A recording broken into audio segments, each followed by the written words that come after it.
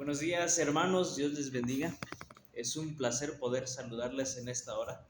Vamos a iniciar con el repaso de la lección número 9. Así que voy a invitarles a que con mucha reverencia podamos cerrar nuestros ojos y hagamos una oración. Padre querido, agradecemos el privilegio en esta mañana que nos das de ver tu palabra. Rogamos que purifiques nuestra mente, nuestro corazón, para poder recibir tu palabra con alegría. Perdona nuestros pecados y ayúdanos a poder serte fiel en todo lo que nosotros emprendamos y para que tú nos dirijas en el resumen de esta lección. Te pedimos tu bendición y lo rogamos en el nombre de Jesús. Amén. Bien, estamos en la lección número 9, cuyo título es El pecado, el evangelio y la ley. Y en esta hora vamos a ver, precisamente vamos a hablar acerca de estos tres aspectos: el pecado, el evangelio y la ley. Esos serán los tres tópicos que analizaremos en esta hermosa mañana. Y el versículo para memorizar está allá en el libro de Salmos, capítulo 119, 93 y 94, y dice: Jamás olvidaré tus mandamientos, porque con ellos me has vivificado. Tuyo soy, sálvame, porque he buscado tus mandamientos. Qué maravilloso es cuando nosotros aprendemos a ver la ley de Dios como lo que realmente es. Y en esta mañana vamos a hablar un poco acerca de ella, pero para hablar de la ley necesitamos hablar también del pecado y del evangelio, que prácticamente necesitamos hablar de ellos para poder comprender el significado de la ley y lo que nos ha dado el evangelio para poder alcanzar la salvación. Bien, vamos a ver primeramente el pecado. ¿Qué es el pecado? De acuerdo desde la perspectiva bíblica. ¿Qué es el pecado? Porque para hablar del pecado, para hablar de la ley, necesitamos conocer acerca de estos aspectos. ¿Qué cosa es el pecado? Vamos a ir rápidamente al libro de Primera de Juan, en el capítulo 3, en el versículo 4. Ahí encontramos la definición bíblica de lo que es el pecado. Libro de Juan, Primera de Juan, capítulo 3, versículo número 4. Primera de Juan, capítulo 3, versículo número 4. Voy a leer, dice de la siguiente manera: Todo el que comete pecado infringe también la ley, pues el pecado es infracción de la ley. Todo el que comete pecado infringe la ley, pues el pecado es infracción de la ley. ¿Qué es el pecado? Es transgredir la ley, transgredir los mandamientos. Eso es el pecado. El pecado es la transgresión de la ley. Cuando nosotros robamos, matamos, adulteramos, todo eso es pecado. El pecado es, desde la definición bíblica, es la infracción, la no observancia o la desobediencia de la ley de Dios. Ahora, algunos podemos ver que el pecado no comenzó acá con Adán y Eva cuando comieron el fruto. El pecado se remonta desde muchos años anteriores a lo que sucedió aquí en la tierra. Y el pecado originalmente comenzó en el cielo. Y vamos a ver lo que dice el libro de Apocalipsis, capítulo 12, versículos 7 al 9.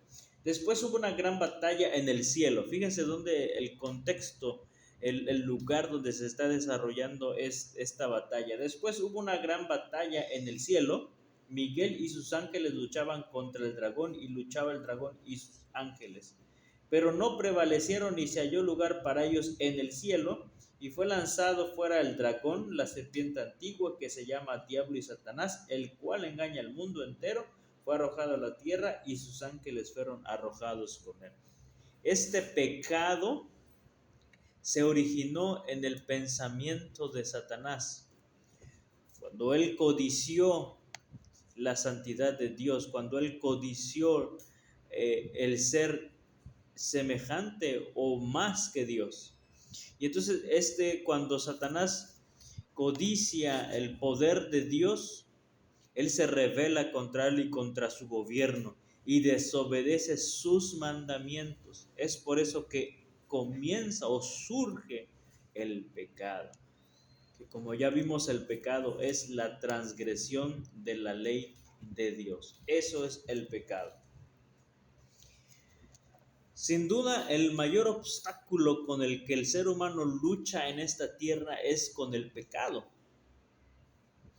Y lo que muchas veces le impide tener una relación sana y profunda con Dios, precisamente tiene que ver con este asunto que es el pecado. El pecado no solo nos separa de Dios, sino también nos engaña, nos hiere, nos consume y finalmente nos destruye. Algunas personas que viven sin adorar a Dios, sin creer en Dios, a veces algunos cristianos se desaniman y dicen, mira fulano que roba, mira fulano que está en esta situación y no le pasa nada, yo que busco a Dios. Es cierto, probablemente ellos puedan seguir viviendo aparentemente en tranquilidad, pero el pecado es como una enfermedad que te va consumiendo diariamente. Es como un cáncer que no te das cuenta cuando ya es grave, hasta que sientes un dolor intenso que no puedes soportar y entonces te das cuenta que tienes cáncer, pero lamentablemente esta enfermedad ha avanzado de manera que muchas veces resulta ser incurable. Y el pecado es precisamente como esta enfermedad que te va consumiendo y que va destruyendo poco a poco. Ahora esta batalla que comenzó en el cielo, lamentablemente Satanás la trajo a esta tierra. Y este conflicto que ha existido desde hace muchos años que comenzó en el cielo, ahora ese conflicto esa batalla se libra hoy día en nuestras vidas, en nuestra mente, y el ser humano está luchando con este conflicto y para poder superar el pecado. Ahora Jesús, al igual que nosotros, él también fue tentado a cometer pecado, a también pasar por diferentes situaciones en las que él sufrió. Por ejemplo, una de esas batallas la encontramos allá en el libro de Mateo, en el capítulo 4, y en el versículo número 3. Vino el tentador y le dijo, si eres el Hijo de Dios, di que estas piedras se conviertan en pan. Él respondió y dijo, escrito está, no solo de pan vivirá el hombre, sino de toda la palabra que sale de la boca de Dios. ¿Cómo nosotros podemos vencer la tentación y el pecado? Aquí encontramos una de las maneras que Jesús enseñó para poder vencer la tentación del pecado. Y una de ellas es que nosotros debemos pasar tiempo en el estudio de la palabra de Dios. Cuando Jesús fue tentado, la respuesta que él utilizó fue en base a lo que la palabra de Dios dice. Y nosotros, para poder vencer la tentación, necesitamos pasar tiempo en el estudio y la meditación de la palabra de Dios. Eso es como número 1. Número 2, vamos a ir ahí mismo a Mateo capítulo 14. Capítulo 14. Mismo libro, capítulo 14, versículo número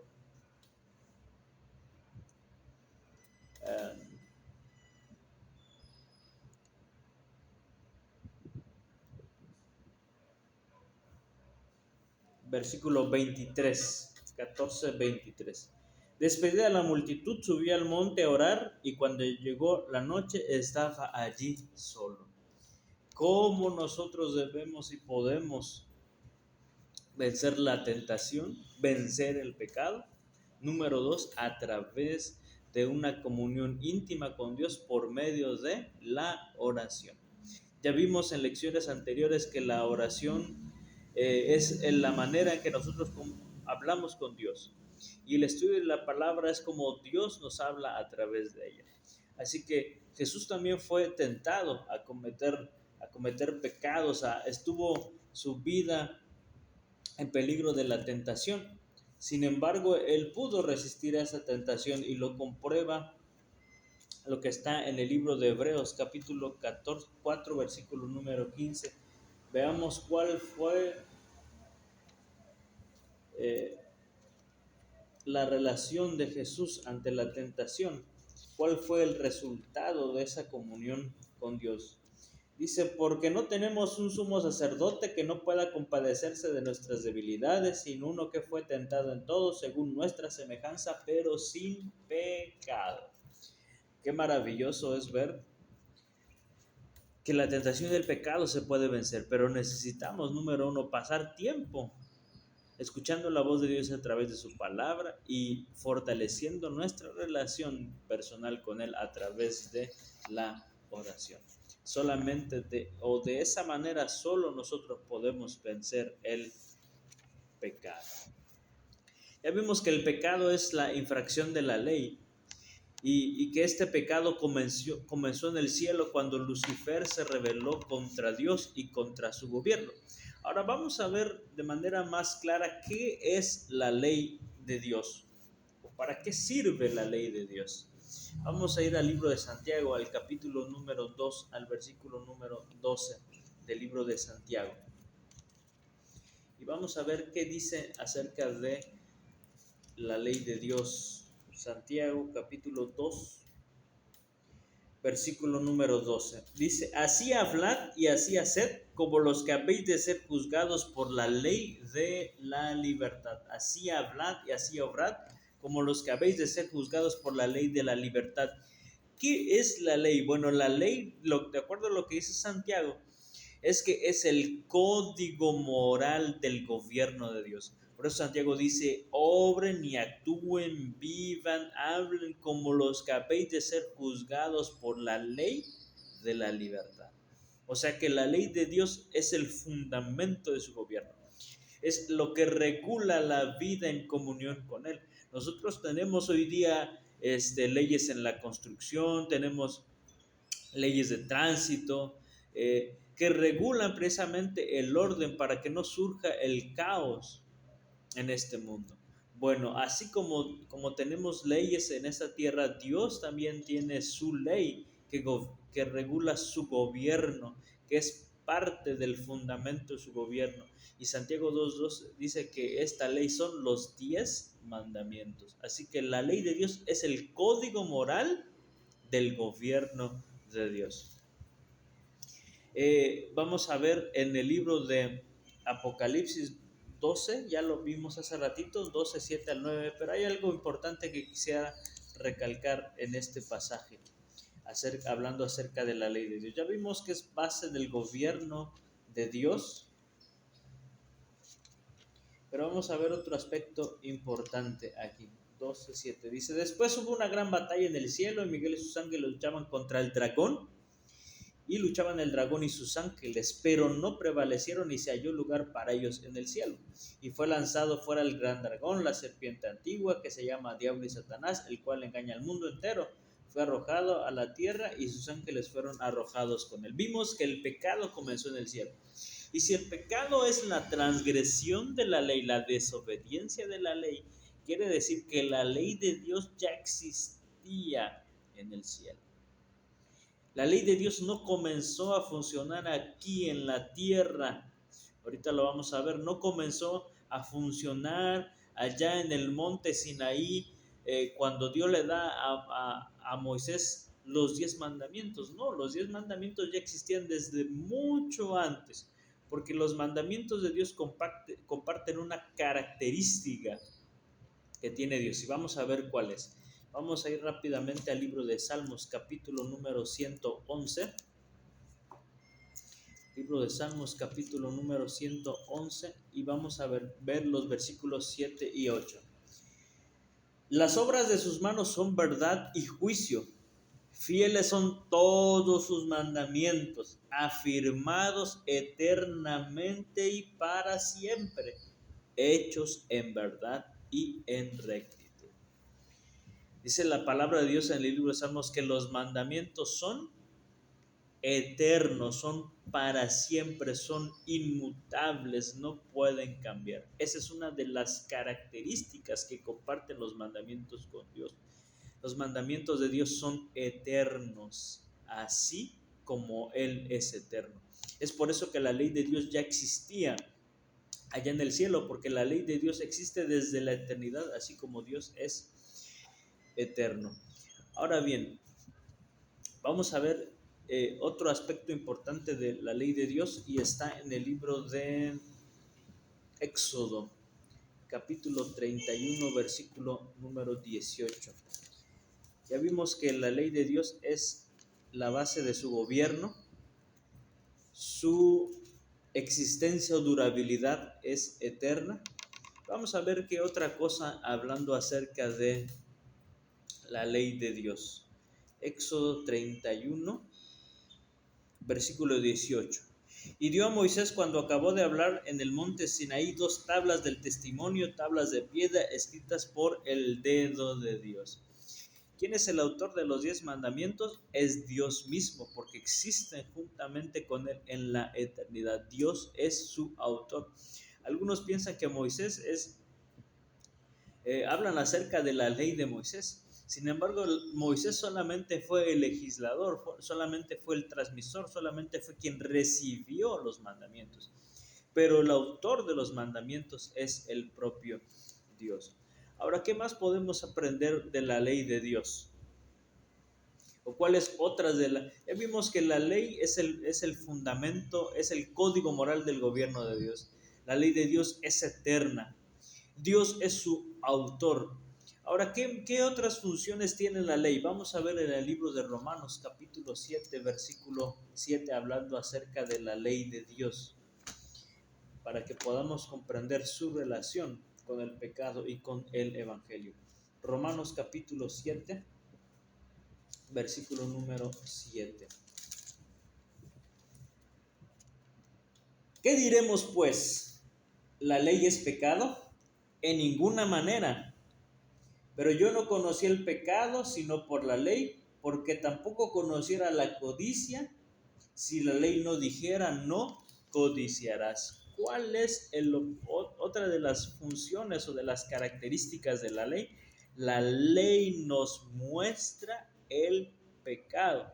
Y vamos a confirmarlo con lo que dice el libro de Santiago en el capítulo 1, versículo 22 al 25. Libro de Santiago, capítulo 2,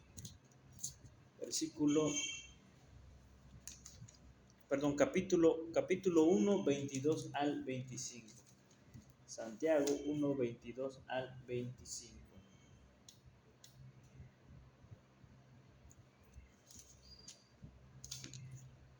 Dice así. Bueno, vamos a leer desde el versículo 23. Porque si alguno es oidor de la palabra, pero no hacedor de ella, este es semejante a un hombre que considera en un espejo su rostro natural. Porque el que se considera a sí mismo y se va y luego olvida cómo era, porque él se considera a sí mismo y se va y luego olvida cómo era. Mas el que mira atentamente a la perfecta ley, la ley de la libertad, y persevera en ella, no siendo oidor olvidadizo, sino hacedor de la obra, este será bienaventurado en lo que hace. Fíjense cómo Santiago utiliza esta expresión. La ley de Dios es como un espejo, dice, que nos muestra nuestras debilidades, nuestras flaquezas. Por eso Pablo, cuando escribió el libro de Romanos, capítulo 7, versículo 7, dice, yo no hubiese conocido qué es la codicia, qué es el pecado, si la ley no dijera no codiciarás. Aquí Pablo está diciendo, la ley me está mostrando el pecado. Por eso es que nosotros ahorita vamos a ver que es cierto que la ley, muchos dicen, es que nosotros vivimos bajo la gracia, no vivimos bajo la ley, porque la ley nos condena. ¿Quién puede guardar los mandamientos? Y hemos visto que, sin embargo, la ley existe y la ley está ahí porque es parte del gobierno de Dios. Y cuando nuestro nombre sea pasado ante el tribunal celestial, el código penal porque seremos juzgados serán los 10 mandamientos. Así que los 10 mandamientos siguen funcionando hoy día y seguirán funcionando en la eternidad porque son eternos igual que Dios y son parte de su gobierno. Ahora bien, la ley nos muestra precisamente qué es el pecado. Ahora, ¿cómo nos ayuda la ley? Vamos a ir al libro de Gálatas capítulo 3 versículo número 24. Gálatas capítulo 3 versículo número 24. Y vamos a ver qué sucede con la ley. Gálatas capítulo 3 versículo número 24. Porque entonces habemos personas que decimos, oh, es que la ley es muy difícil, quién la puede guardar? Nadie puede guardar la ley.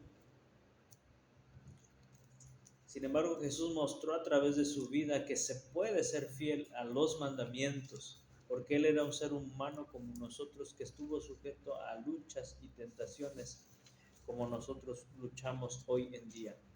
Gálatas capítulo 3, versículo número 24. De manera que la ley ha sido nuestro ayo para llevarnos a Cristo, a fin de que fuésemos justificados por la fe. De manera que la ley ha sido nuestro ayo. ¿Quién era el ayo? ¿Qué es el ayo que refiere el apóstol Pablo aquí en el libro de Gálatas? Bueno, el ayo era un tutor, era una persona que se encargaba de los pequeños en casa hasta cierta edad, y él ha encargado de enseñarles acerca de la vida moral, acerca de la vida social, acerca del conocimiento. Era un tutor que tenían los niños, que los padres ponían a cargo de los niños para enseñarles. Y entonces Pablo está diciendo aquí, dice, de manera que la ley es nuestro tutor, es nuestro guía. No, la única manera que la ley nos puede ayudar es conducirnos a Cristo Jesús, llevarnos a Cristo Jesús.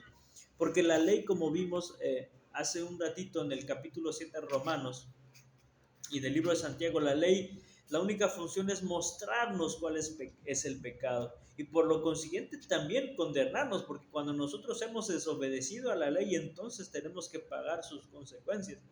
Y entonces cuando nosotros venimos a la ley y entonces vemos nuestra condición de pecado, decimos, oh, como dijo Pablo, miserable de mí, ¿quién me salvará de este cuerpo de muerte? Entonces venimos a la ley. Cuando venimos a la ley para querer ser justificados por ella, la ley dice, no, yo no te puedo justificar, no te puedo salvar. Sí te puedo condenar, porque has infringido mis mandamientos.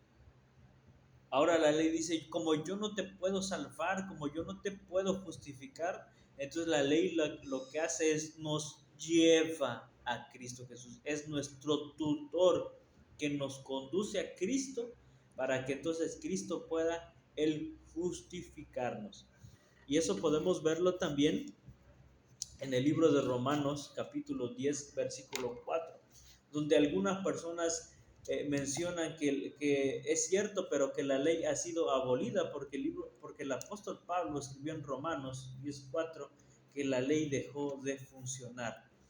Y vamos a ver el libro de Romanos capítulo número 10 versículo 4 para aclarar este aspecto que ha sido distorsionado de la palabra de Dios. Romanos 10:4 dice, porque el fin de la ley es Cristo para justificar a todo el que cree. Dice la ley, yo no te puedo justificar ni salvar, pero te puedo llevar a Cristo Jesús, quien sí te puede justificar y te puede salvar.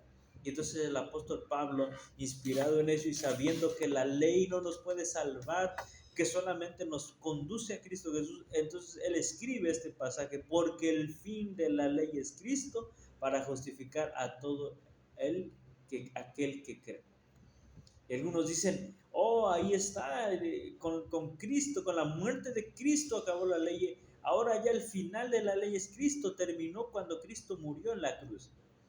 Pero queridos, si nosotros pudiésemos ver en el pasaje original, encontraremos que la palabra fin que utiliza el apóstol Pablo en este pasaje es la palabra en griego telos.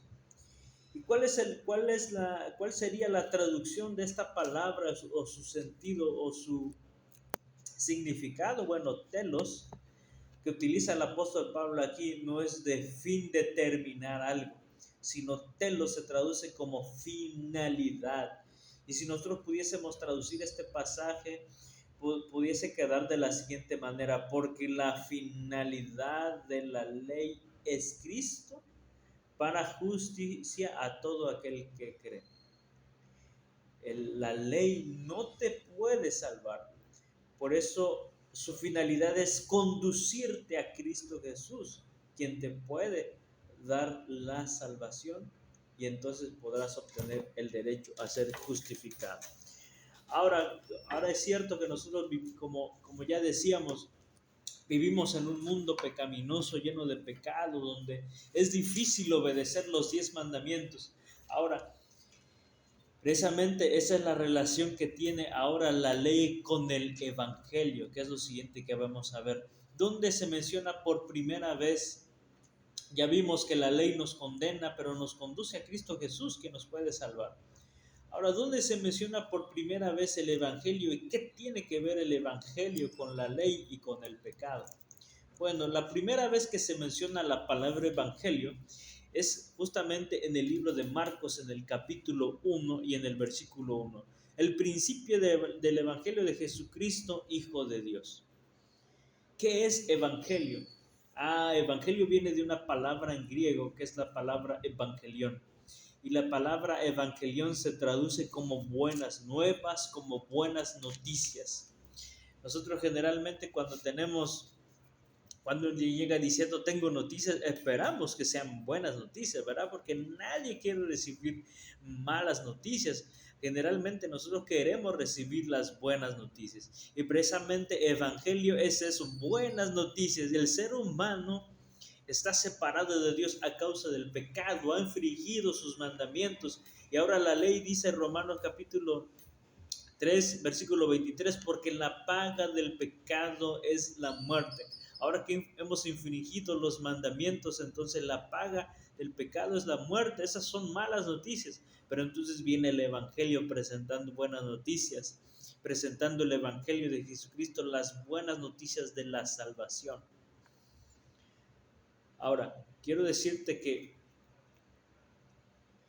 aunque existen las buenas nuevas y aunque existe la gracia y el Evangelio no disculpan la observancia de la ley de Dios. Y quiero llevarte al libro de Mateo, capítulo 5, versículos 17 y 18, hablando un poco o continuando hablando acerca de la ley y su propósito y también su eternidad. ¿Y qué es lo que dijo Jesús acerca de la ley? Mateo capítulo 5, versículo número 17 y 18. Voy a leer lo que dice. No penséis que he venido a abrogar la ley o los profetas. No he venido para abrogar, sino para cumplir. Porque de cierto os digo que hasta que pasen el cielo y la tierra, ni una jota ni una tilde pasará de la ley hasta que todo se haya cumplido. Palabras de Jesús. Dice, yo no he venido a abolir los 10 mandamientos. Yo les traigo buenas noticias, les traigo el Evangelio, pero el Evangelio no está peleado con la ley de Dios. Y no por vivir bajo la gracia seguiremos en el pecado. Es cierto, yo traigo buenas noticias de salvación. Y las buenas noticias son que Cristo Jesús pagaría la deuda para darnos a nosotros la justificación por su muerte. Versículo número 19. Y aquí hay una condenación interesante a aquellos que dicen que los 10 mandamientos han sido abolidos y que ya no funcionan hoy en día. De manera que cualquiera que quebrante uno de estos mandamientos muy pequeño, y así enseña a los hombres muy pequeños, será llamado en el reino de los cielos. Mas cualquiera que los haga y los enseñe, este será llamado grande en el reino de los cielos. Jesús no vino a pelear los mandamientos con el Evangelio. No, Él vino a mostrar que obedecer los mandamientos es una parte importante porque nos da armonía con el gobierno de Dios y nos ayuda a estar en comunión con Él. Romanos hablando acerca de este asunto de la ley, la gracia y el evangelio. Romanos capítulo 6, versículo 1 y versículo número 2. Porque algunos piensan, oh, vivimos bajo la gracia, nosotros podemos ahora, tenemos la gracia, no importa si guardamos los mandamientos o no, porque nadie puede obedecer los mandamientos. Pero vean lo que dice el apóstol Pablo en el libro de Romanos capítulo número 6, versículo 1. ¿Qué pues diremos? Pregunta él. ¿Perseveraremos en el pecado para que abunde la gracia? En ninguna manera, porque lo que hemos muerto al pecado, ¿cómo viviremos aún en él? Dice el apóstol Pablo, porque existe la gracia, entonces seguiremos viviendo en el pecado. Oh, vivimos bajo la gracia, no importa si guardamos o no guardamos los mandamientos, Dios entiende, Dios comprende que nosotros no podemos guardar los mandamientos, así que por eso está la gracia. Pero dice el apóstol Pablo, porque existe la gracia, entonces perseveraremos en cometer pecado, perseveraremos en desobedecer a Dios. Él dice, de ninguna manera. La gracia funciona cuando tú has luchado y perseverado por honrar a Dios, pero tu humanidad te limita a hacerlo. Y entonces es donde entra en función la gracia. Pero cuando nosotros deliberadamente estamos en el pecado y perseveramos en él, entonces la gracia no funciona para nosotros. Porque la gracia solamente entra en función cuando tú has luchado, cuando tú has perseverado, cuando tú has luchado. Y entonces tu humanidad te limita a obedecer los mandamientos de Dios. El pecado que existe en ti te limita a obedecer los mandamientos de Dios. Nosotros vemos varios casos. Vemos el caso de Abraham.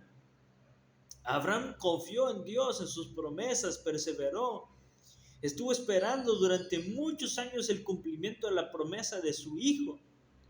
Y pasaron muchos años después para que esta promesa se cumpliera, poco más de 20 años, o poco más de 10 años. Y él perseveró, luchó, trató de confiar en Dios. Pero en algún momento Sara se desespera también y le dice, mira Abraham, Dios tarda en cumplir la promesa, aquí está mi sierva, llégate a ella y el hijo que tenga va a ser ahora, le vamos a echar una manita a Dios. Entonces Abraham dice, bueno, vamos a ayudarle a Dios. Y entonces llega Agar, tiene a Ismael y conocemos el desenlace de la historia. Dios le dice, mira, él no es el hijo de la promesa, yo te voy a dar un hijo de ti, de tu sangre, que van a nacer a través de Sara. Sin embargo, ahora vemos más adelante a Abraham como el padre de la fe, porque precisamente la gracia entra en función cuando tú has luchado, cuando has perseverado, pero tu humanidad te limita. Abraham ciertamente falló, desobedeció a Dios, pero perseveraba diariamente en tratar de agradar a Dios. Ahí es cuando entra en función la gracia. Cuando nosotros hemos perseverado, pero no alcanzamos, y Dios nos da esa oportunidad a través de la gracia.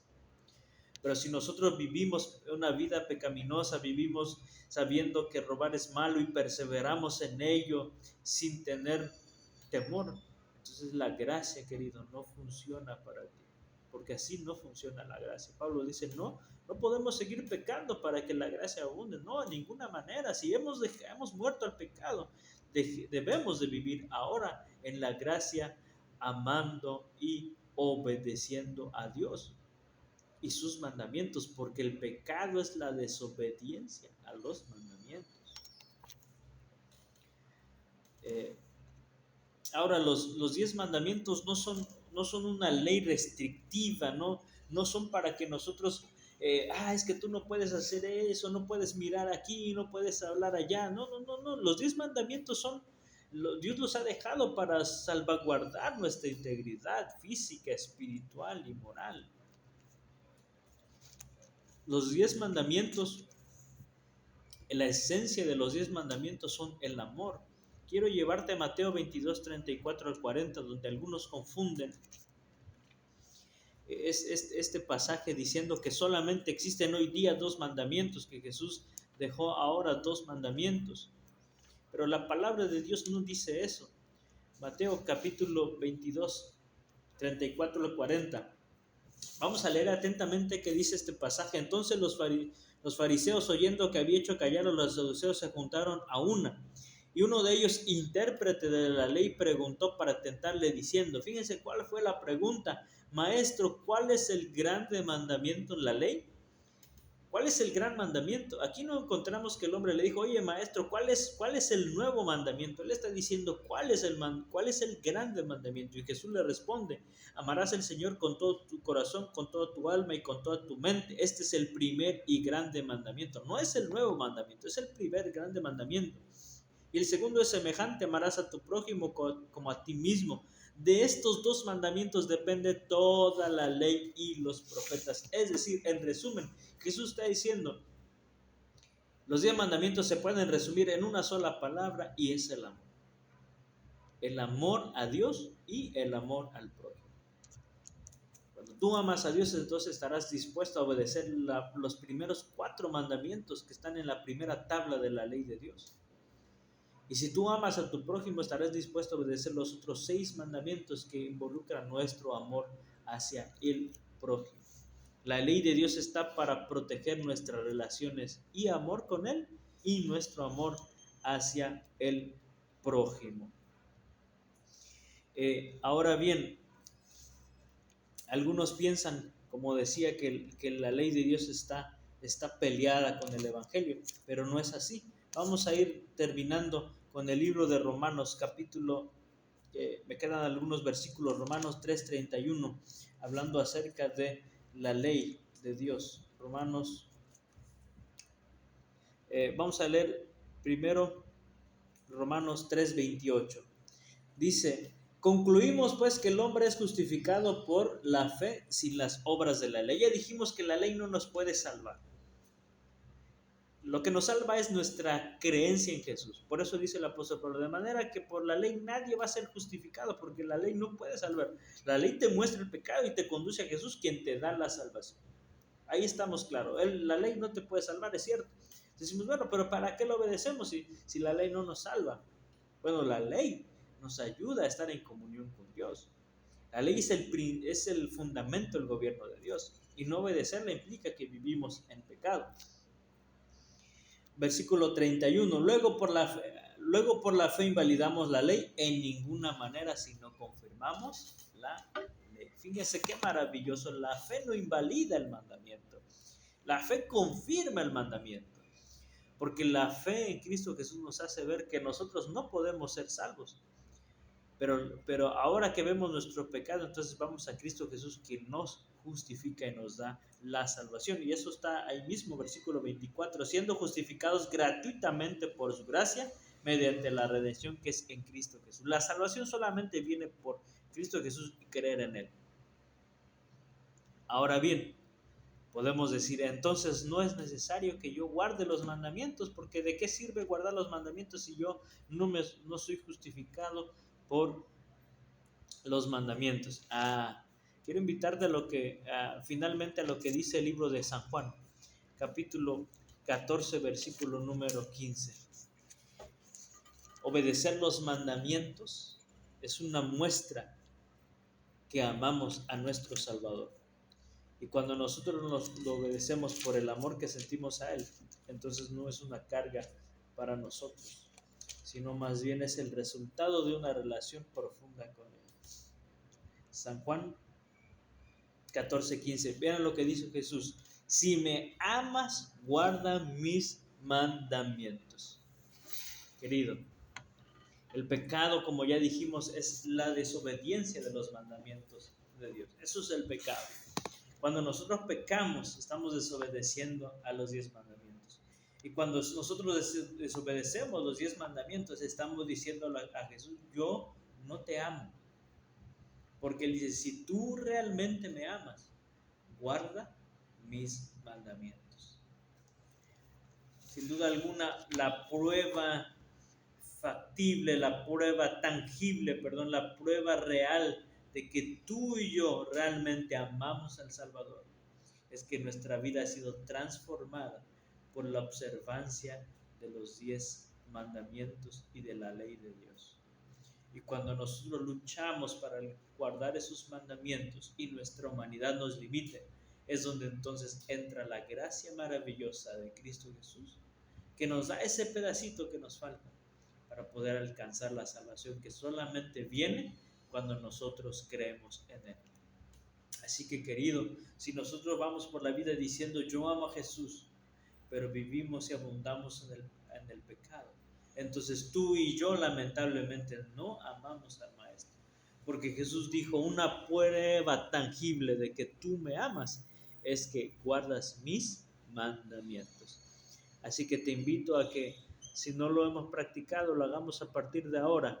Observemos sus mandamientos, los cuales son eternos, quien su autor es Dios, y los cuales son el fundamento de su gobierno. Que perseveremos en obedecerlos, que luchemos para alcanzarlo, y que aquello que nos falte por hacer, la gracia de Jesús lo complemente, para que entonces podamos alcanzar la salvación que solamente es por creer en Jesús. Que Dios bendiga su palabra. Vamos a terminar con una oración para terminar el repaso el resumen de esta lección. Querido Padre Celestial, agradecemos el privilegio que nos has dado de meditar en tu palabra.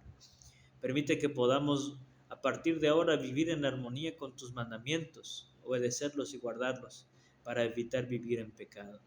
Y de esta manera, así, a través del estudio constante de tu palabra, de la oración, podamos desarrollar una relación íntima contigo para poder vencer la tentación y el pecado y para perseverar en la observancia de tus mandamientos. Y que si nuestra humanidad nos limita, tu gracia maravillosa pueda darnos la oportunidad de alcanzar la justificación que se obtiene solamente por la fe. Lo pedimos todo en nombre de Jesús nuestro Salvador. Amén.